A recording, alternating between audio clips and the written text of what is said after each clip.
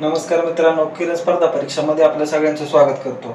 आज आपण घातांक टॉपिक मधलं बघा, अशा वर्गमूळ गणमुळात जर संख्या दिल्या तर बऱ्याच जणांना प्रॉब्लेम येतो। आता याच्यात काय पाया समान असतो किंवा पाया कधी कधी आपल्याला समान करावा लागतो। जर पाया समान नसेल तर पाया समान करून घ्यायला लागतो। दुसरी गोष्ट, त्या संख्या एकाच पाड्यातल्या असतात।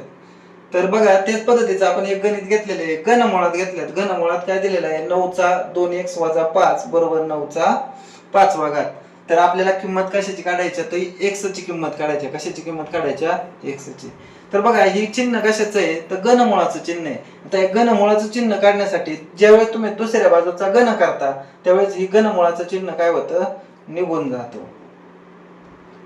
मग बघा, तुमचा पाया समान आहे, मग फक्त पाया नाही घेतला तरी पण चालेल। तुम्हाला बघा, घातांकाचा तिसरा नियम सांगितला होता, घाताचा घात असेल तर गुणाकार करावा। मग बघा, इथं 5 त्रिक 15 होणार आहेत।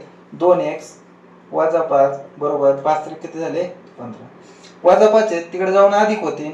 2x बरोबर 15 - 5 2x अधिक बरोबर 15 आणि 5 किती झाले, 20। ते x बरोबर 20/2 ते x बरोबर किती आले, 10। बघा, अशा पद्धतीने अशी उदाहरणं सोडवली जातात, एकदम सोप्या पद्धतीने। बघा, व्हिडिओ आवडला असेल तर सबस्क्राईब शेअर करायला विसरू नका। धन्यवाद।